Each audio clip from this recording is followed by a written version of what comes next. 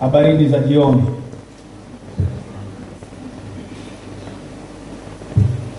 Ndugu zangu, nianze kwa kumshukuru Mwenyezi Mungu kwa kutupa zawadi ya uhai na kutuwezesha kuhudhuria tukio hili la kihistoria jioni hii nzuri ya leo.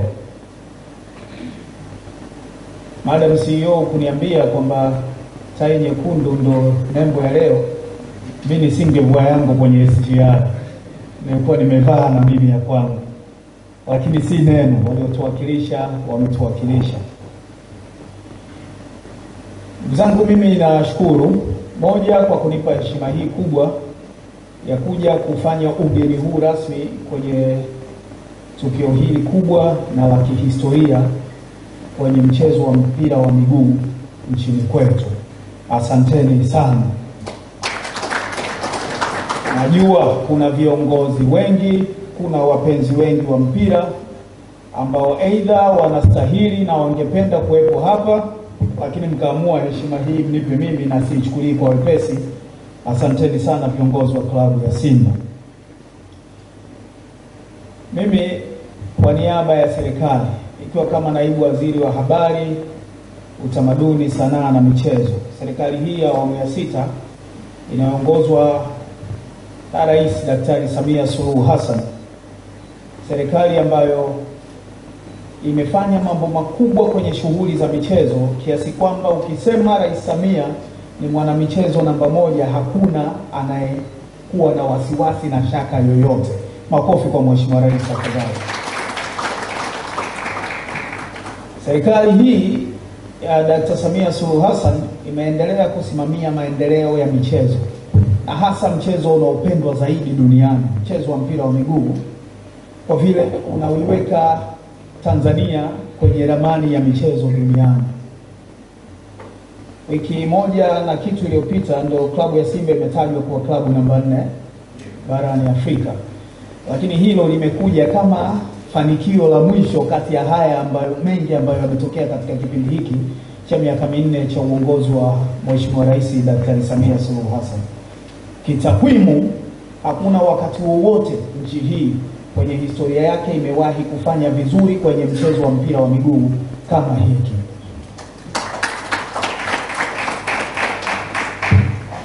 Tuna takwimu za kuvutia. Mama Konde umesema? Mutaza mwenyewe mimi nafahamu wewe ni Makonde.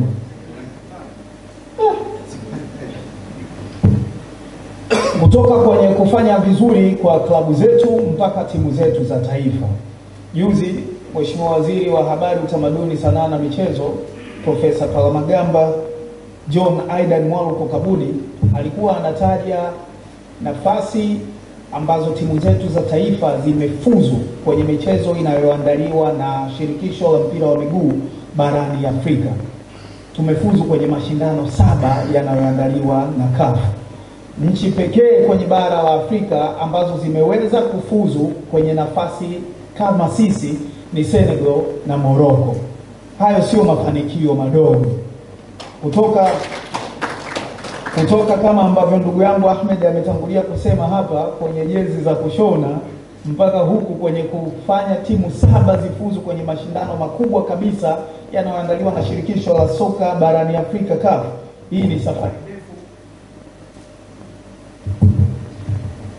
Na aidha kuna mahali pazuri tunaelekea ambapo sisi tunaamini kwamba hatujafika, lakini hatuko ambapo tulikuwa huko nyuma. Mchezo huu unaendelea kuwa mchezo unaotupa raha mioyoni, unachangia ukuaji wa soko la ajira na uchumi kwa taifa, na kuwa kiunganisho cha Watanzania na kuitangaza nchi yetu kwa wema nje ya mipaka yetu.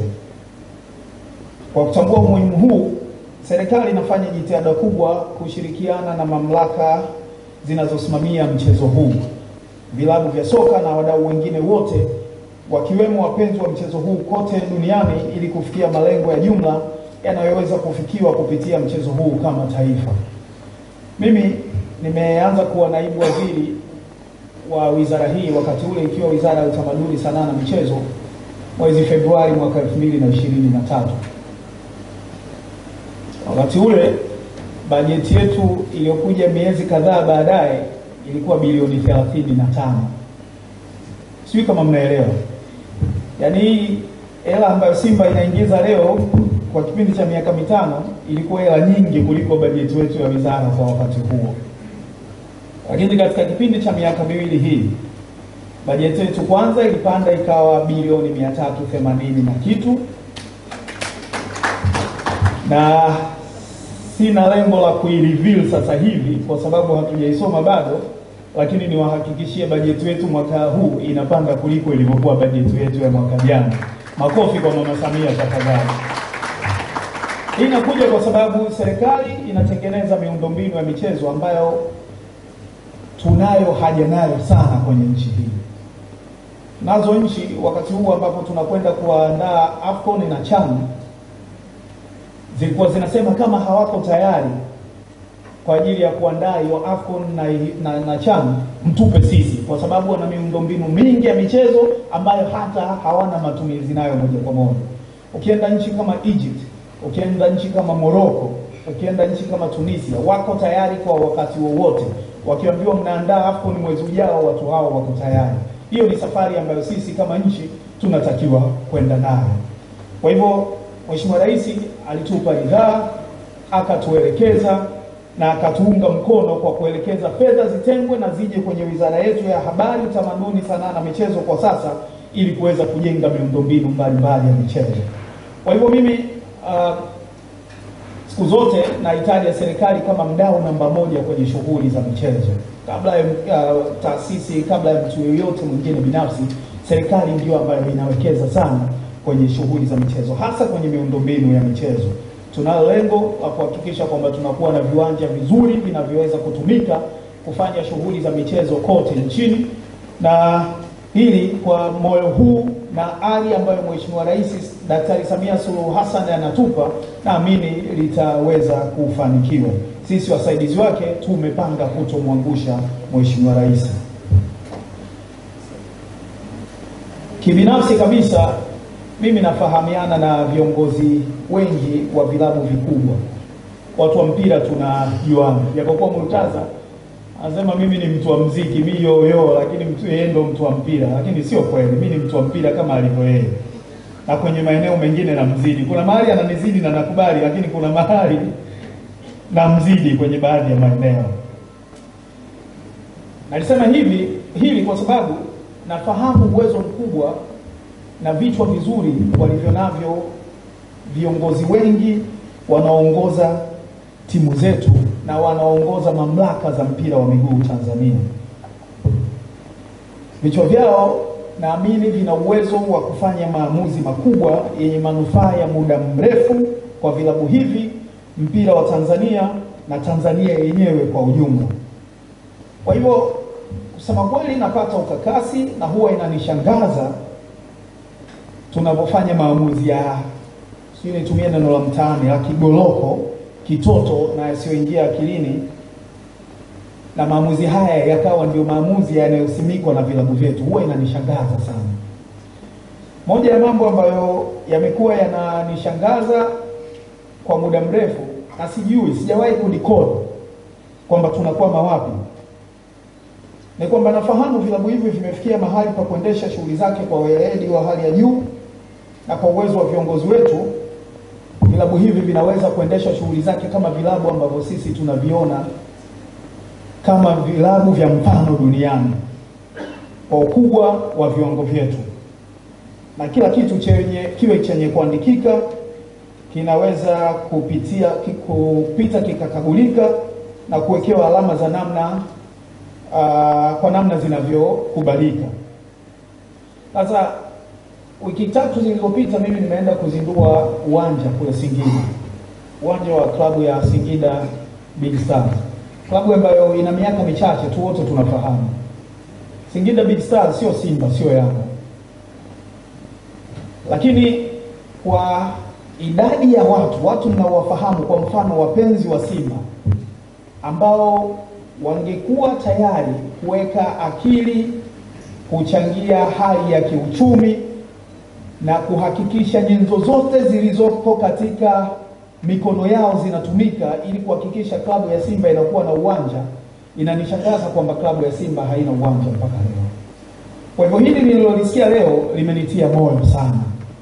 Na kwa kampuni ya Jairuti, ili kusema kweli nimesema mambo mengi mazuri, lakini hili la uwanja mimi ndio naona ni jambo la kwanza kabisa ambalo klabu ya Simba inatakiwa kufanya. Hii ni challenge na wapa wazabuni wetu wapya, lakini na uongozi wa klabu ya Simba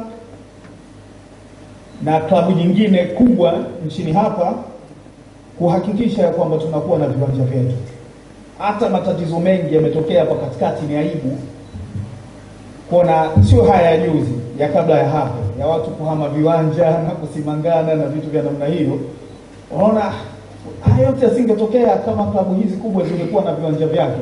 Hili ni jambo linatia simanzi. Naamini kama kweli mnaupenda mpira wa miguu, kama kweli mnaipenda klabu yetu, hili ni jambo ambalo sasa hivi linatakiwa litoke kwenye makaratasi na liende likawekwe pale kwa vitendo. Tuone matofali, tuone pichi zikitengenezwa, na klabu ya Simba iwe ina uwezo wa kucheza mechi zake angalau hizi za ligi kwenye uwanja wake. Ule uwanja wa KMC una watu 4,000 4,000 nani 8,000. Kwa hiyo tukiwa na kiwanja kina watu 10,000 12,000, mechi zote zinaweza kuchezwa pale za ndani. Na hizi mechi sasa tunazoenda kucheza na Al-Masri, Stellenbosch, uwanja wa serikali huko pale, na tutaweza kutumia, hakuna mtu yote atakaye kuzuia. Lakini tuupunguzie matumizi, na hata uwanja wetu kuharibika kila wakati ni kwa sababu shughuli zote tunataka kuzifanya hapo hapo. Kwa hivyo tukiweza kuupunguzia mzigo wa matumizi kwa sisi kutengeneza viwanja vya timu hizi zetu kubwa, angalau kuwa zinafanya shughuli zake za michezo kule, itafanya tuwe na miundombinu bora ya michezo ambayo tunaitunza kwa kiwango cha juu kabisa. Kwa hivyo nitumie fursa hii kufuatia hayo niliyoyasema hapa nyuma, kuipongeza klabu ya Simba kwa kuendesha mchakato huu wa zabuni kisomi na kisasa namna hii. Jinsi ambavyo Dr. Muba alikuwa anasema hapa, uwazi uliotembea mpaka mzabuni akapatikana, jinsi ambavyo haki ilitendeka na kuhakikisha ya kwamba tunapata mzabuni ambaye anakwenda kuleta manufaa kwa ajili ya klabu yetu na mpira wa nchi hii, ni jambo la kutia moyo sana.